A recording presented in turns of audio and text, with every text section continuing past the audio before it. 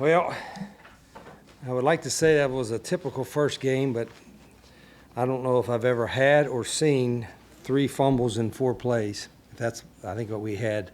I know we had 3 straight fumbles. So we obviously didn't play well at all in the first half. At West Virginia beating West Virginia, there were some things we did okay, but, we weren't obviously playing like we should have. In the second half, it went like it should have with that. So we'll take the win and learn from it. Obviously, there's a lot of things to clean up and fix, but there's a lot of guys playing for the first time, and there's a lot of things we got to do as a staff to be better in the next week. But we'll take the win and grow from it and see what happens next. Start with your emotions. Obviously, you've talked about it. You've been a head coach 29 years, 28, whatever now, but does this feel different for you? Yeah, I did a little bit. Of course, I think coming back, Greg, and then the man trip, we didn't do a man trip when I was here, and that was pretty neat. I mean, the crowd was, I'm talking about unbelievable. Great crowd, dressed in gold, into the game. Unfortunately, we didn't give them enough good moments in the first half, but I thought the West Virginia fans showed up today now, I'm just telling you. And they showed up on the man trip, they showed up in the tailgating, they showed up during the game, and really appreciative of that. After kickoff, at that point, do you just settle in and it's a game at that point? For you? Yeah, I think even before you're tossed, just like you're focused on, are we going on offense or defense first? And felt good about, we didn't, do a lot of stuff, particularly after you got a little bit of lead in the second half. We were, being kind of generic and basic. But, the execution part, the fumble part is, I'd probably go back and say, should I have had more live practices where they got tackled with the helmets on the ball? And, and that, you go back and think, gosh, we probably should have had a couple more. So that's a lesson learned with that one. Coach, fans got to see what Cam Vaughn's capable of at times today. What can make him special, and just what you see in his performance? Yeah, Cam, they made Cam frustrated every once in a while, 1 or 2 things. He dropped the ball, but he's obviously he's a great athlete. And he's a great competitor. Cam really loves to compete. He always feels he can get open and get by somebody. And I'm glad we took a deep shot. We weren't throwing deep balls today much, and it was good. He ran a great route. Nico made a great throw. So Cam's one of the most explosive guys I think in the country, and I'm glad he got some plays today. Coach, how would you evaluate Nico's performance, and then what went into him being the starter? Because you had announced that before kickoff. Yeah, I think Nico had shown it during practice. He was consistent, understood, had got a feel for the game. And he's a gritty player. All the quarterbacks run pretty good, and they're all willing runners. But Nico's a competitive guy.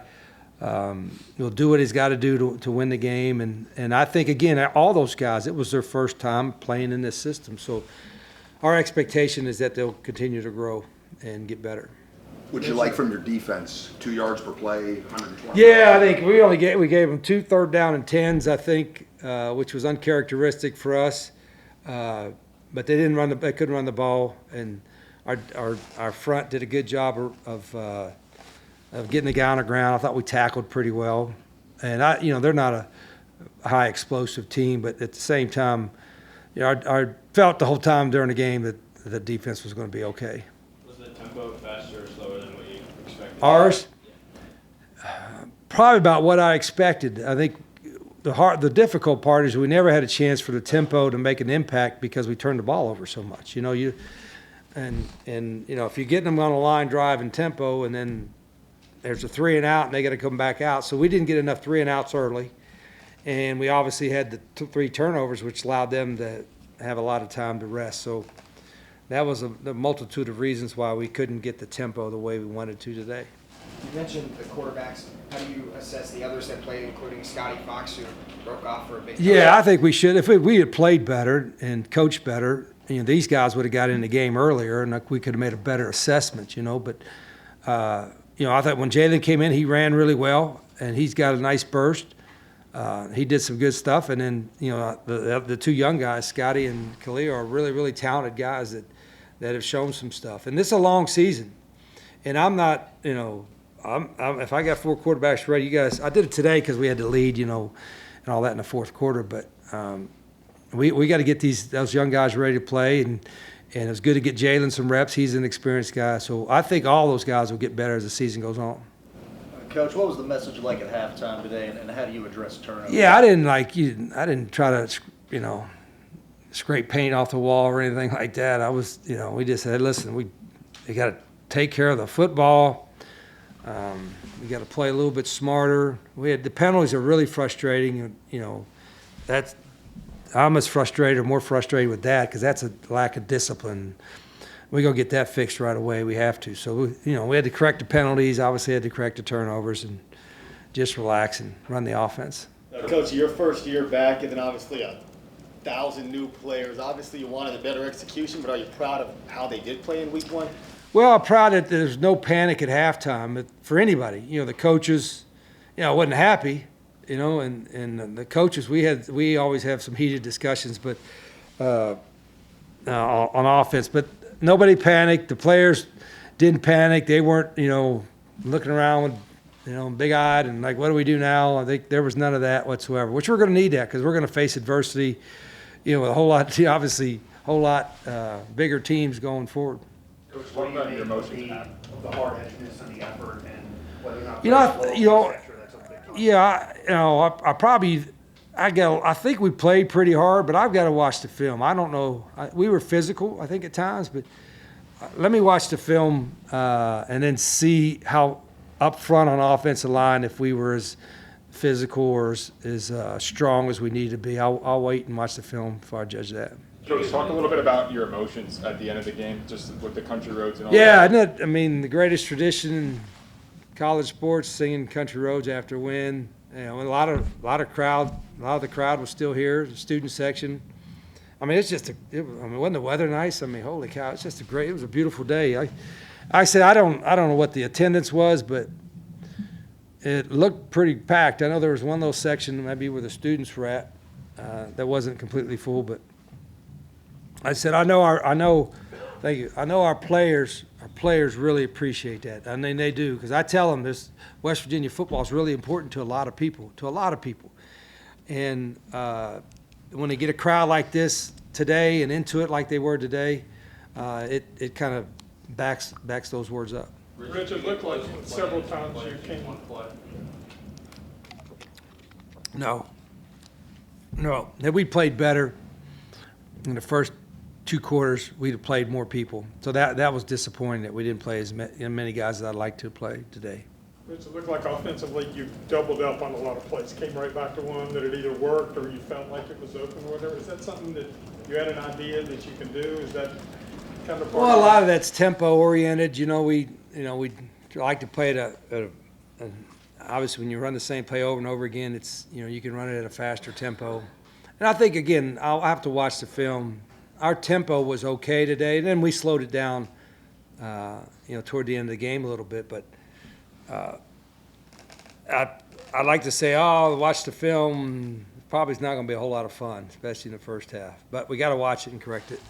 Coach, for the majority of the game, your rush yards, pass yards were pretty balanced, and rushing kind of took over late. Is that a factor of what Nico kind of brings? Yeah, I think whatever your quarterback's strengths are is what you're going to feature. And we're still, you think you have an idea, right, of each one of them, but we only played one game. So as the season goes along with the quarterbacks, we'll have a even better idea what they do well, what they can execute in the offense, and then we'll take it from there. And then positives from Jaheim today, what did you see? Jaheim ran hard. I'm a little disappointed we didn't get him loose for some longer runs.